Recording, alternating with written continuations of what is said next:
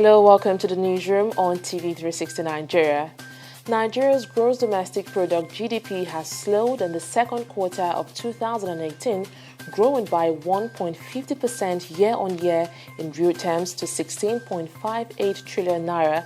The Nigerian Bureau of Statistics, in its new report published on Monday, notes that the 1.50% rise is minus 0.45% slower than 1.95% recorded in the first quarter of 2018. However, on a positive note, the Bureau says growth in the second quarter of 2018 is 0.79% higher when compared to the second quarter of 2017, which recorded a growth of 0.72%. On a quarter-on-quarter basis, real GDP growth was 2.94%.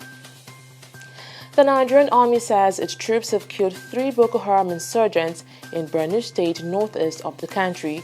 Army spokesperson Brigadier General Jude Chukwu says the insurgents were killed by troops on patrol at Kokawa in Baga local government area of the state. Chukwu says the insurgents were on a looting and extortion spree in the village before they were intercepted by troops of Operation Lafia Dole. And in Abuja, 10 ministers of the Lake Chad Basin countries are meeting for a 3-day conference. The focus of the conference, organized by the Lake Chad Basin Commission, African Union, and the United Nations, is to adopt a new strategy to tackle the Boko Haram terrorist sect. Theresa May is preparing to visit Africa for the first time since becoming Prime Minister in 2016.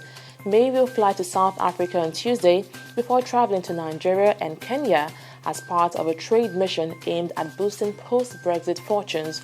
The Prime Minister will be accompanied on the 3 Commonwealth countries by a 29-strong business delegation. Security issues will also feature on her agenda, and she is expected to discuss the threat of Boko Haram in Nigeria. Moving on, a UN report has said top military figures in Myanmar must be investigated for genocide in Rakhine State and crimes against humanity in other areas.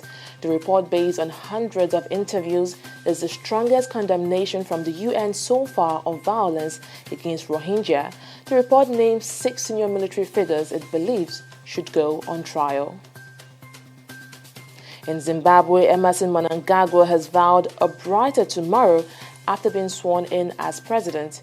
He also announced an inquiry into the death of 6 people in clashes between the army and opposition supporters after the July vote. Mnangagwa also vowed radical economic reforms aimed at attracting foreign and domestic investments.